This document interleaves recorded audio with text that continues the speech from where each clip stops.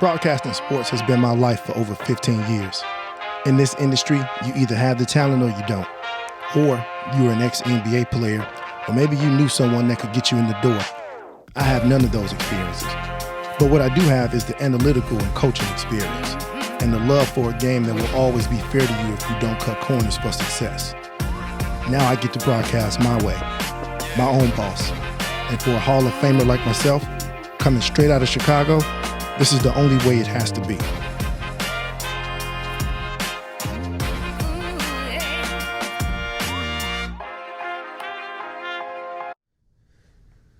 Welcome to On the Block. I'm your host, NBA analyst and basketball expert, Coach Twan. Thank you for watching On the Block. Let's dive right in. All right, so Jayson Tatum and the Boston Celtics manhandled the Philadelphia 76ers in a seventh-game do-or-die situation on Mother's Day. They whipped the MVP Embiid, his sidekick James Harden, and the considered to be top 15 coaches of all time's ass like they had no business in the playoffs. And not just Philly fans, but basketball fans around the world are asking, how could this happen?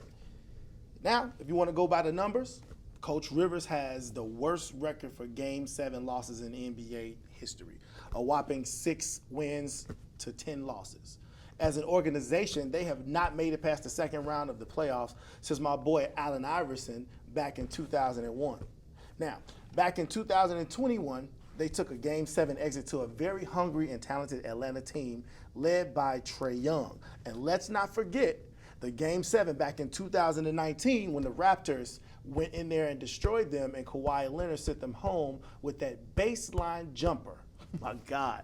As I sit here and reflect on that, I can remember that shot. It touched every part of the rim and dropped in with no time left on the clock. Philly fans were sick, but shout out to the Raptors, though, because they did go on to win the championship that year. Now, what happened this series, right? The series with Boston and the 76ers. Let's take a quick break, and when we come back, I'll break down each game as it led to Philly's demise. Happy Mother's Day to all the moms out there. Thank you for giving us life, preserving our life, and protecting God's #1 creation. You deserve it all year long, but the least we can do is acknowledge you on this day. Happy Mother's Day.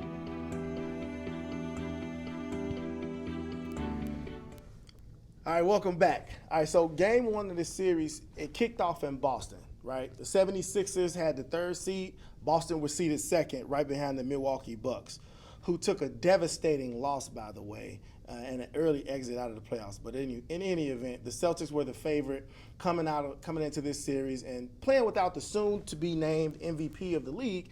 We all, including me, bet our money that Game 1 would go to Boston easily. Well, what had happened was James Harden went off. Okay, he went 7 for 14 from three-point range, dropped in 45 points, in which he tied his personal playoff record in scoring, leading them to the win with no Embiid. All right, Game 2, still in Boston. Embiid returns, and at this point it was official. He had been named the MVP. And with that performance in Game 1 by Harden, we were all ready to see them go up 2-1 on Boston. But it didn't happen that way, okay? In a total team effort, the Celtics blew out the 76ers with Tatum scoring in single digits, okay? Moving on to Game 3, the MVP knew.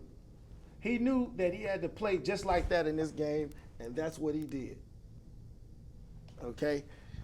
He poured in 30 points, 13 rebounds, and 40 minutes of play. Harden also had a double-double. It wasn't enough to get that Game 3 victory. The Celtics still got an unexpected 17 points from the veteran Al Horford and a big 15 points from the defensive-oriented Marcus Smart. Celtics go up 2-1. Game 4, which is what's playing behind me, was a nail-biter. Harden and Embiid, 76 points combined. Boston forced overtime with a huge fourth quarter. James knocked down a 3 to give his team the lead in overtime. Marcus Smart also knocked down a 3 that could have won it for the Celtics, but he released it after the clock ran out, okay? going into game 5, tied 2-2. You can let that roll. Philly was on a mission in this game, with the notion that most teams who win game 5s are usually the team that win the series. All right, they had a commanding lead going into the fourth quarter, led by Tyrese Maxey's 30-point performance. The Celtics put together a strong fourth quarter, but it wasn't enough to make up for the beating that they took in the first 3 quarters. All right, Philly ends up winning the game by 12, takes home a huge away game win to turn the series around. Now we go into game 6, Philly up 3-2. Now here's where things got interesting. You can go back to my logo.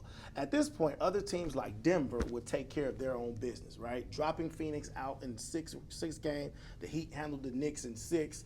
The Lakers would go on to get rid of the defending champion Golden State Warriors in 6, and they avoided a game 7 also.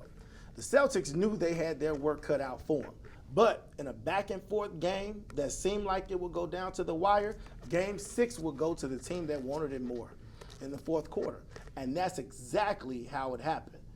You go ahead and give me the Tatum. The Celtics were 11 points better than the Sixers when it mattered the most, right? So with the series tied at 3-3, we go into Boston for a game 7. It's do or die. No game plan, just the hustle of the man at stake. And what happens? Jason Tatum went bonkers, scoring 51 points, sets a new record for the most points ever scored in a game 7 by any other NBA player in NBA history. They blow out the Sixers on Mother's Day and move on to face the Miami Heat in the Eastern Conference Finals.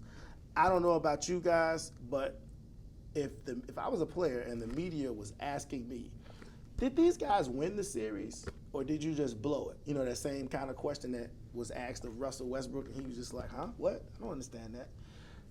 The Sixers wet the bed with this one. They had their chances. They had the opportunity to close things out at home in a game 6 situation with no sweat, and they could not close the deal. So what does that tell me about the Boston Celtics? It tells me that they've been here before. They're battle tested. They were in the finals last year. The defending champs are gone.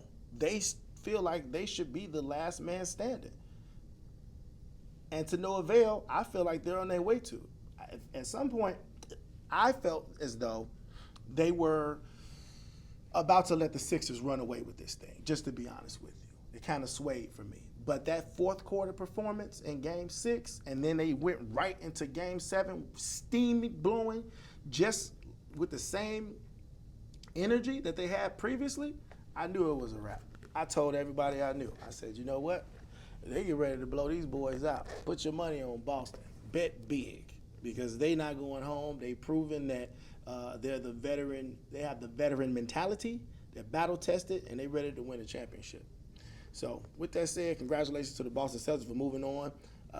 We'll see what Jimmy Butler has in store for them moving forward, but I'm sure it's going to be great.